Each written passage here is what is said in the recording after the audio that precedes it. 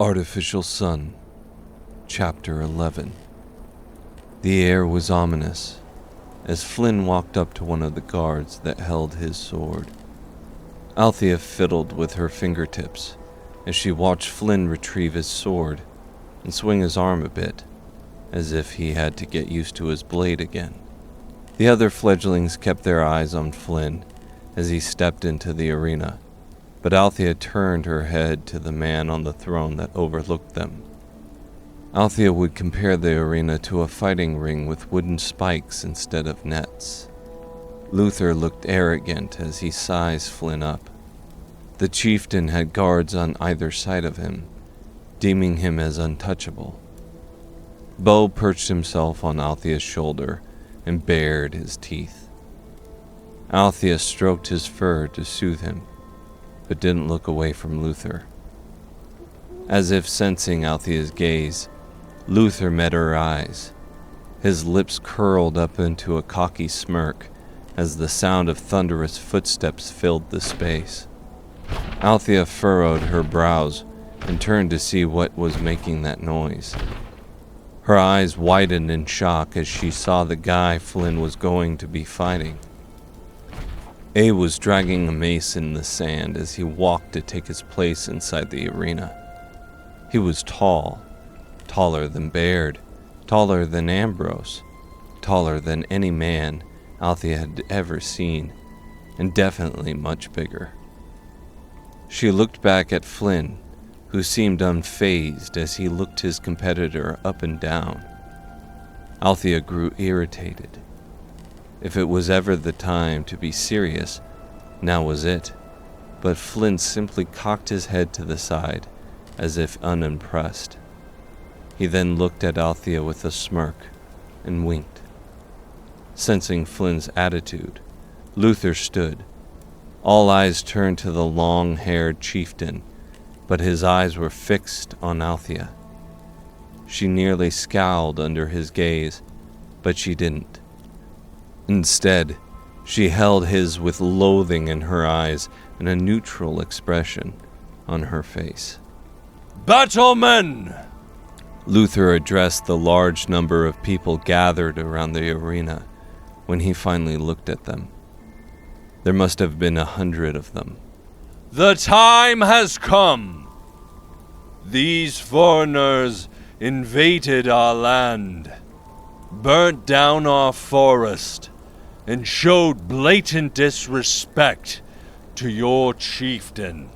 The fledglings remained stoic as Luthor said this, but the crowd began to roar and shout, evidence of their hatred. The gorillas seemed to be on edge, nervous, when Luthor spoke again. "It would be fitting to kill them. However, they were brought to us with the ability to heal injuries within seconds." The shouts turned to murmurs, and Bayard shifted in discomfort. "It would be a shame to see such a thing slip through our fingers, despite those who wield it. We could kill them, but we also need what they offer, so their fate will be decided with a battle to the death!" He turned to Flynn and lowered his voice mockingly. "If you have any last words, now would be the time." Flynn considered the chieftain carefully before finally saying, "I think you're talking to the wrong man," he said with a slight smirk before nodding at the warrior standing beside him.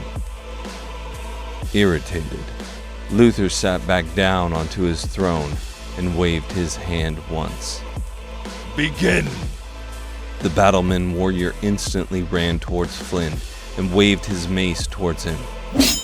Flynn ducked, barely missing the weapon. He hadn't anticipated his opponent to attack so quickly, but it was soon evident that the battleman warrior was relying on his brute strength to win the fight and not tact.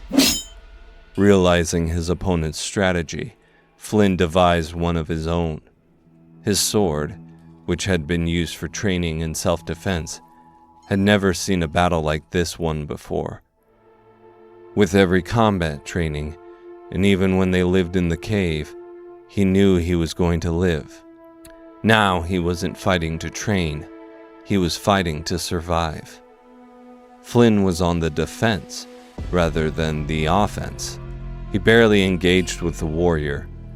The crowd roared and cheered for the battleman warrior, growing irritated with Flynn's cat and mouse game. Althea ignored the shouts from the crowd around her as her eyes focused on Flynn. He was playing a risky game, because all the battleman warrior needed was for Flynn to mess up once, to get his footing wrong, or to not leap back in time, and it would all be over. Fight him! Luthor screamed at Flynn. He was so angry that spit flew out of his mouth when he shouted. Stop running around and fight him, you coward! Flynn drowned out the shouts as he rolled under another incoming hit. The warrior hesitated for just a moment to catch his breath, and Flynn took this as his opportunity. The battleman warrior's back was facing him, but before he could turn, Flynn slashed his sword through one of his Achilles tendons. The warrior shouted in frustration and pain before he suddenly turned, swinging his mace. Flynn managed to get out of the way in time, but not before sustaining an injury to his face, forcing him to the ground. The end of the mace grazed his cheek, but he barely felt it due to the adrenaline pumping through his veins as he stood up. His breath picked up speed as his heart pumped furiously in his chest. He just needed to tire the battleman warrior a little more. Upon seeing Flynn hurt, Leona let out a shout before breaking out into a run, trying to get to Flynn. Bayard grabbed the frantic gorilla who writhed and tried to get out of his grip. Althea walked towards Bayard and placed her hand on Leona's head. The red-marked gorilla looked up at Althea and stopped squirming for just a second. Her eyes met Beau's, and she huffed through her nose before she made eye contact with Althea once again. She felt safe when she looked at Althea, but calmed even more when she spoke. He's going to be okay. She stroked Leona under the chin and smiled softly, despite the nagging feeling in her chest. You'll see. Leona let out a short whimper, but didn't fret any further. Looking away from the gorilla, Althea turned her eyes back to the arena, only hoping that what she told Leona was true. The warrior grunted and walked towards Flynn, practically dragging his injured leg along. He was tired, and his movements were slower. Flynn was obviously toying with him. Althea's heartbeat was rapid as her heart swelled with pride. Flynn barely broke a sweat, and he practically danced circles around his opponent. Enough with the games! My patience is growing thin. Luthor screamed and stood as he did so. Irritated, Flynn made his way to the warrior. He ducked under a sloppy swing of his opponent's mace before he disarmed him within seconds, and without missing a beat, brought his sword from the battleman's torso right up to his chest, ripping him open. He was unfazed by the gore that spewed out of the warrior's body and onto the floor as he roughly pulled his sword back and watched the beast of a man fall to the floor with a loud thud. The arena instantly fell quiet, shocked at the results of the fight. Flynn looked at Luthor, who had a sneer of disdain on his lips. He sized him up, undermining him, before saying, Was that quick enough for you, Chieftain? Althea released a breath she didn't know she was holding. Relief flooded over her and the corners of her mouth turned up into a smile. The arena was still completely silent.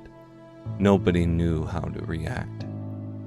They thought it was an unmatched battle, and they were right, but they hadn't realized that they placed their bets on the wrong man. Flynn's eyes found Althea's in the crowd, and he felt the world melt around him as he saw the pride in her eyes. Then, her expression dropped. The words tumbled out of Althea's mouth before she could stop it. Flynn, watch out! She screamed. Flynn turned quickly, just in time to see another BowTieMan warrior who had jumped into the arena from the crowd and was seconds away from attacking him. Flynn elbowed him in the stomach, and as he recoiled, he struck his blade across his chest and watched as he fell to the ground, lifeless. Flynn looked at Luthor and scoffed. Those were your best warriors? He mocked him, and Luthor's nostrils flared in anger. Althea and the other fledglings faced the throne. Luthor wasn't satisfied. It was no secret, but his people would never forgive him if he were to go back on his word. He looked from Althea to Bayard and to Flynn, the three he had addressed that morning, before he stood up. Axel, get them food, shelter, and proper clothing at once. We had a deal. From this day forward, you are warriors of the BowTieMan. Althea knew they weren't warriors, not truly.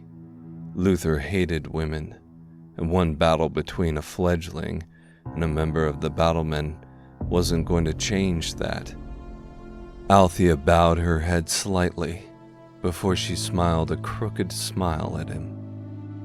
You honor us, chieftain. Luthor couldn't hide the sneer on his lips, so instead, he turned his face and walked away, barely giving his fallen warriors a second glance.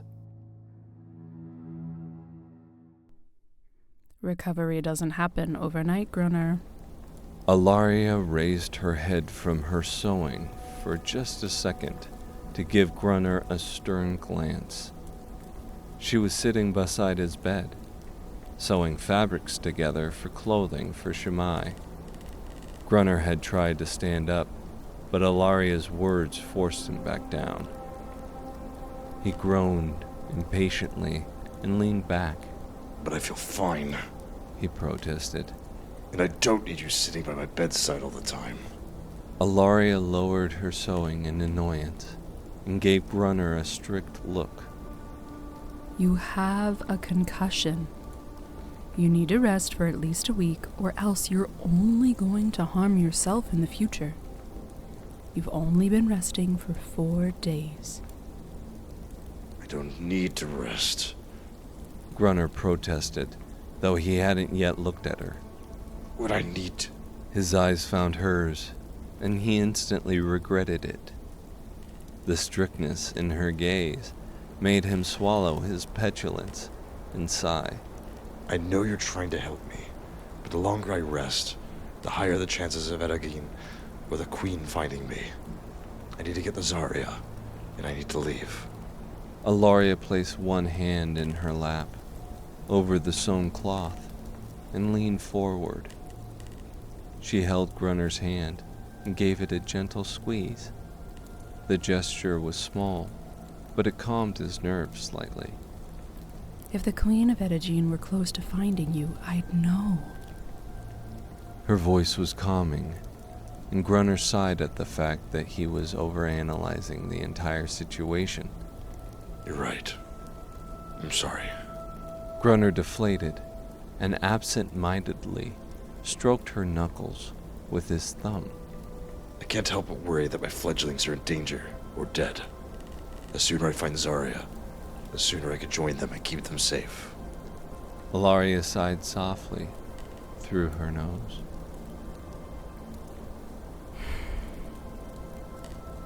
You did everything you could. You protected Althea her whole life from a threat that was right under her nose. You turned yourself in knowing you might not survive, just so that they could escape. You're a good man, Grunner. And I know you feel responsible for them and their safety, but...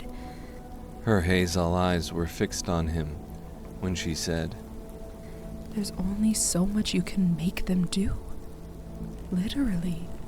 He needed to believe his fledglings were alive and safe. He needed to believe they were fine if he wanted to remain sane. At his silence, Alaria asked, Do you know why Shemmai wants to learn to fight? She didn't wait for Grunner to answer before she spoke again. It's not because she sees brave men like you protecting the innocent from those who would harm them. It's because, even at her age, she sees the injustice in the world. She knows that if she were to be lost in the village, the chances of her being hurt, or kidnapped, or killed is greater than the chance of her being returned home safely. She's 9, and she knows the world out there. She wants to learn to fight so that she can survive. Alaria pulled her hand back with a soft smile, and Grunner almost felt cold without her touch. Your fledglings can hold their own. They had you as a mentor after all. Grunner examined Alaria's face. She wasn't someone who liked to open up and talk about herself. Curious, he decided to pry, simply to see how much she truly trusted him. Why don't you want me to let her learn archery? He asked, but he knew the lie that would come from Alaria's mouth as soon as she opened it, so he interrupted her. The real reason. Alaria looked taken aback before she stood up with a resigned look on her face and a forced smile on her lips. I suppose a large part of me doesn't want her to learn because I hope she'll never need to use it. Grunner could see the heartache in Alaria's eyes, but by now he knew that she wouldn't show it to him unless she wanted him to see. Alaria turned to walk away, but then paused and turned back to Grunner. She often tries to learn out back when I leave the house to check on my other patients. While I'm gone for most of the day, she usually practices an hour or so before the sun sets. She could do with some help. Althea's eyes never strayed from her hands in her lap. Even though she was clad in a wolfskin coat, clothes gifted to her by the BowTieMan leader, and had a large tent of her own, nearly the size of her dorm in Edda-Jean, she still felt cold. There was slight stirring beside her, and she finally shifted her gaze to her 3 gorillas seated on her bed. They were huddled together, holding on tightly to one another. Althea frowned sadly. They were barely eating and didn't play like they usually did. She was really worried about them, but she knew they were grieving for Pellinor and their fallen mother. She was meant to join the festivities. Luthor decided to celebrate the new alliance with a week-long gathering, and this night was only the first. While the invitation was tempting, Althea couldn't leave the gorillas alone again. Not after what happened with Azura. She could hear the beating of drums and the chatter of voices from outside, but her focus was on her gorillas. You're deep in thought. A voice said by the entrance of Althea's tent. She turned to look at Neolani, who was blocking the moonlight from seeping into the tent.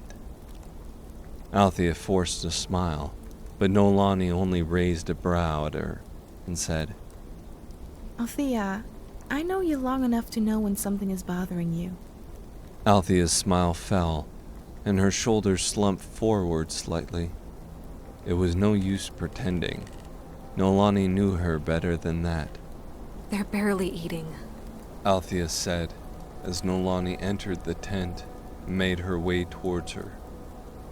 Althea looked back at Bow, Longclaw, and Leona. At night, when they think I'm asleep, I can hear them howling. Neolani sat down next to Althea and allowed her to ramble on. Their lives changed so much, and it's only been a few weeks. Althea met Neolani's gaze with her own. Their mother was gone, but they had each other. They trusted us to take care of them. When Azura... Althea shut her eyes tightly to collect herself, but opened them not long after. They must have been so scared.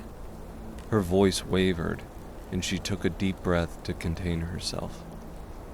Neolani smiled sadly in response and placed an arm around Althea's shoulders. Reading the air, Bow and Longclaw inched closer. Bow placed a hand on Althea's as Longclaw simply huffed. The gorillas were smart and empathetic, and they were growing with each passing day, in stature and in power. You couldn't have known. Neolani's voice was soothing, and Althea found that it was nice to be the one being comforted, instead of being strong all the time. You tried, Althea. You tried to heal their mom and it didn't work. You couldn't heal Pelennor because his head was chopped off like he was some treasonous criminal. The anger in Neolani's voice was subtle, but it was there, directed at Azura. You're all they have now. You have to be strong for them. Althea pulled away from Neolani and looked at her. But how can I be strong knowing that we've already lost one, and any of them could be next? I don't know. Neolani said with a soft smile. But Grunner knew. He lost 23 of us, but he was always strong. Althea fell silent, her lips feeling as if they were glued shut. She had no idea how to respond to that statement. She hadn't thought of it like that. Grunner always seemed to have it together. He was the strongest man Althea knew. But she never considered the fear he must have felt for them every day in training, or how helpless he must have felt every time he lost a fledgling. Yet he still inspired them to be better, to be stronger, and to look death in the face and not waver. Althea turned her face away slightly so Neolani couldn't see the look in her eyes. Softly, she admitted. I miss him. Me too. Neolani said, without missing a beat. He always knew what to do. One thing he didn't know was how to roast a marshmallow. Althea allowed some of her stress to wash away as she playfully bumped her shoulder against her friend's. She smiled softly. Thanks. For what? Neolani raised a brow as the corners of her mouth turned upward into a confused smile. For always cheering me up. It's what I'm here for. Neolani's confused smile shifted into a genuine one. Her sentence hung in the air. This journey was meant to be Althea's. The fledglings were just innocent bystanders who got dragged into the mess. You should join the gathering. Neolani piped up. You're the guest of honor. We're the guests of honor. Althea said sternly, causing Neolani to chuckle a bit. Fine, we. Now can we go? Althea turned to her gorillas and smiled encouragingly as she held her free hand out, because Bow was still holding her other one. Come on, you guys. She wasn't going to let them out of her sight ever again. Bow shrieked and hopped onto Althea's back, while Longclaw grabbed Neolani's hand and Leona jumped off the bed. They could sense the change in Althea's mood, and it helped them relax. When Althea joined the gathering, Neolani departed from her to join Ameera, who was sitting by a fire pit with a few of the battlemen women. Althea frowned at the clothes they wore. While it served as protection against the northern climate, they weren't nearly as dignified as the clothes the men of the tribe wore. The women's clothing looked as if they were made from patches of discarded cloth, and Althea bit her tongue to soothe her irritation. She noticed Flynn by a table with a group of men. He was playing some sort of drinking game with them, and seemed to be dominating. Althea found it strange that the battlemen would sit around a table with the man that killed two of their own, but she didn't dwell too long before footsteps stopped beside her. Enjoying the festivities? Luthor asked. Althea turned to him and eyed the 2 tankards of ale in his hands. She forced a smile onto her lips and turned so she was watching the scene again. I am. Thank you. Her eyes briefly flickered to Leona, who inched closer to her, afraid. Leona was the most fearless and headstrong of the 3, so the fact that she was on edge wasn't a good sign. You have quite the warrior, Luthor said as he watched Flynn laugh after besting one of the men at the game they were playing. We do. Althea looked at Luthor and with a testing smile said, But our women fight better. The polite smile Luthor wore fell a bit, and Althea couldn't help but think that when he wasn't sitting on the throne, he wasn't as intimidating. As if catching himself, Luthor forced his smile upward once again. Yes, of course, he said before holding out one of his hands and nudging the tankard slightly towards Althea. I thought we both could use a drink after yesterday's ugliness. The words sounded bitter on his tongue, and Althea raised a brow. When one of your men slaughtered one of mine. Luthor noticed Althea's reluctance and scoffed. It's not poisoned, I can assure you. Poison is a woman's weapon. Upon hearing that, Althea further forced her smile and took the tankard from his hands. She thrusted it in the sky slightly, as if toasting, before she said, It was 2 of your men.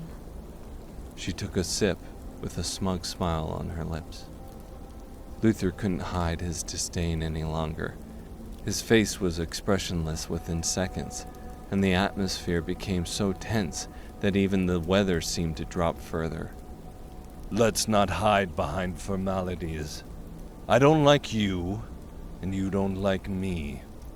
But, Luthor said, and Althea raised her brow, as if daring him to say something demeaning. I respect you. Luthor couldn't deny that Althea and her group intrigued him. If they hadn't, they'd have all been dead by now, but he wanted to know more about them. What other powers did they possess?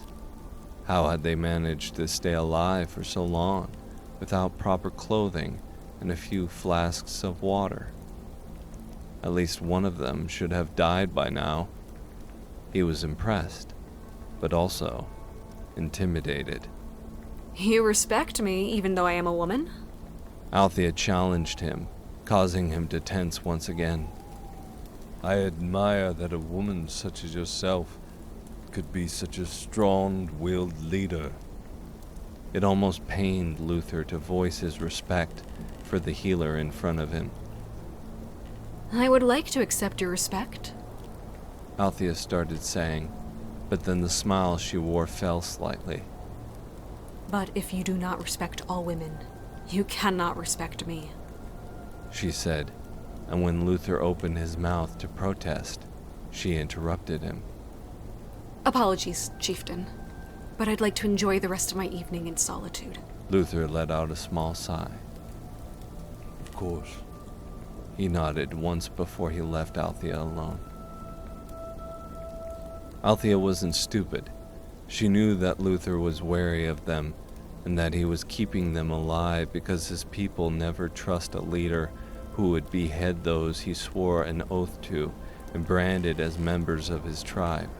She watched Luthor's retreating figure with a scratching feeling in the pit of her stomach. They weren't safe with the battlemen. They were just slaves, branded as warriors. But one thing about Althea changed the minute she left Edagene. She vowed to herself she would never live under an artificial sun again, because the thing about artificial objects was that they were easily breakable. She valued her freedom. She valued feeling the real sun on her face. No, she wouldn't go back to a life of bondage. She'd never be a slave again. She was a warrior, and this battle had only just begun. Artificial Sun, Chapter 11.